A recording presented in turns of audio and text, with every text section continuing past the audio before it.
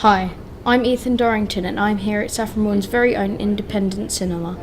I'm going to be talking with Rebecca Del Tufo, who has played a big part in making Saffron Screen a major success. So Rebecca, what was the first film you ever viewed on a big screen? I think it was Chitty Chitty Bang Bang, and it was fantastic, and I was terrified by the child catcher, and probably still am.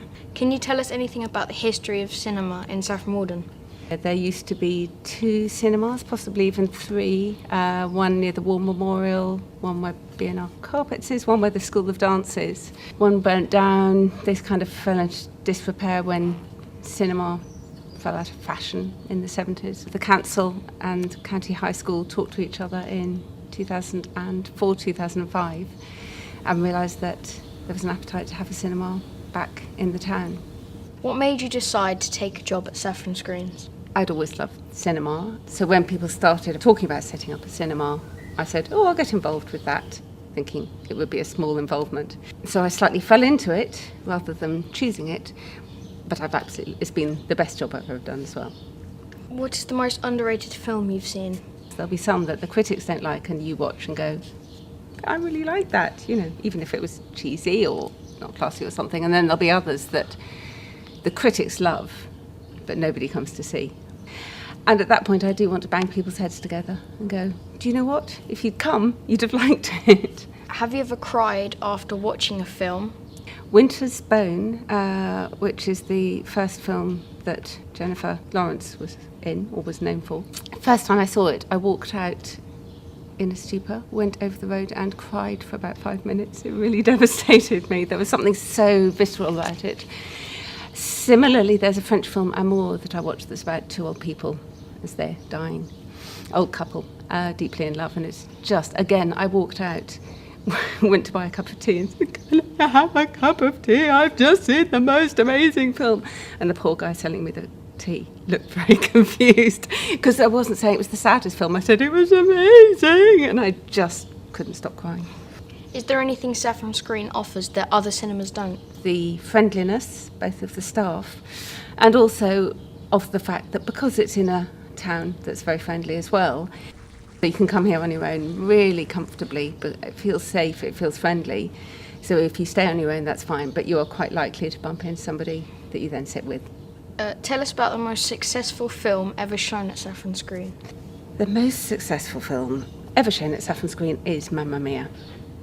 I'm slightly mortified by that personally, not even being a fan of ABBA, let alone of the film, and certainly not of Pierce Brosnan singing in it, but it's hugely successful, it's feel good, people love it.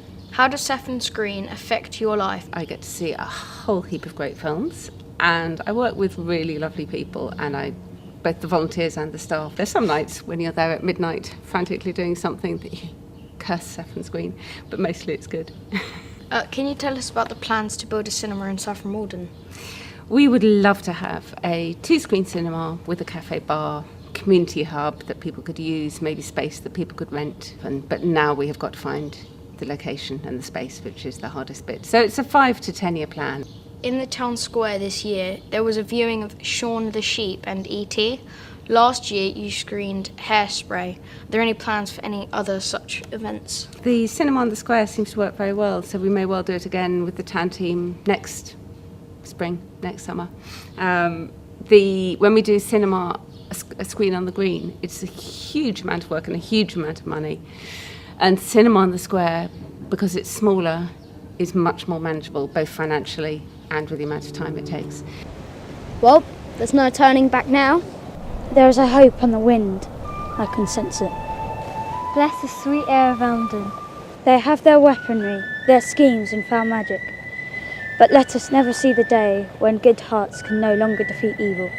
You screened a short film I was in called Children of the Hobbit. Would you like to see more homegrown films at Saffron Screen? We would. We love the idea. We have to admit that putting on short films adds quite a lot of layer of work for our projection team, because it's a whole other process. So we have to, given that a lot of our projectionists are volunteers, we have to balance the amount. But we love the idea and we keep an eye out. Have you ever had a part in or harboured an ambition to feature in a film? when I was young, I wanted to be an actor, and then I worked out that I couldn't actually really act. And so I was also going to be a ballet dancer. I don't think anyone else thought that either. Did you ever believe Saffron Screen would become as successful as this? No. We had one bit of feedback when we first launched the idea saying, it'll never work. TV killed the films. And it was really scary when we started. We had no real idea if it would work. We thought it would. We believed it would, but we didn't really know it would. And we never thought it would be as successful as it has been. So that's been brilliant. When we get a sellout and people are flocking to see a film, it's a fabulous feeling, and you think, yeah, it did work. Thank you for your time. Thank you.